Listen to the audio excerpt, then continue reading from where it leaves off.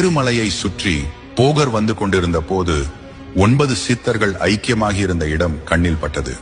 அவர் மனதில் ஏதோ தோன்ற அந்த சமாதிகளின் முன்பு அன்ன ஆகாரமின்றி அமர்ந்து மனதை ஒருநிலைப்படுத்தி தவம் இருந்தார். சில காலம் கழித்து சமாதியிலிருந்து 9 சித்தர்களும் அவருக்கு தரிசனம் கொடுத்து இறந்தவர்களை பிழைக்க வைக்கும் காயகல்ப முறையை உபதேசம் செய்தார்கள். இந்த சஞ்சீவி மந்திரத்தை யாரால் மக்களுக்கு நன்மை கிடைக்குமோ அவர்களுக்கு மட்டுமே உபதேசம் செய் என்று கூறி மீண்டும் சமாதியில் ஐக்கியமாகிவிட்டார்கள். பின் போகர் அங்கிருந்து கிளம்பி சிவலிங்கம் உள்ள தலங்களை தரிசித்து வந்து கொண்டிருந்தார்.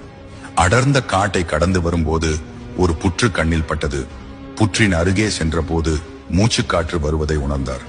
புற்றின் முன்னே ஏன் எதற்கு என்று அறியாமலேயே மனத்தின் கட்டளைப்படி தியானத்தில் அமர்ந்தார். பல நாட்கள் தியான நிலையிலேயே அமர்ந்திருந்தார். ஒரு நாள் காலை பொழுதில் புற்றை உடைத்துக் கொண்டு ஒரு முனிவர் வந்து போகரின் தியானத்தை கலைத்தார்.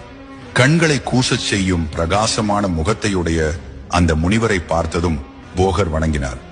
அந்த முனிவர், போகரே, உன்னால் மக்களுக்கு நன்மை உண்டாகட்டும் என்று கூறி அருகே இருந்த மரத்தை காட்டி மரத்தில் உள்ள பழங்கள் பழுத்து குலுங்கி இருந்த நிலையை காட்டி அந்த பழத்தை சாப்பிட்டால் பசி என்பதை அணுகாது, நீ செய்யும் தவத்திற்கு பெரும் துணையாக இருக்கும் என்று கூறி பேசும் சிலை ஒன்றையும் கொடுத்துவிட்டு மீண்டும் புற்றில் அமர்ந்து தியானத்தில் அமர்ந்தார். சிலையை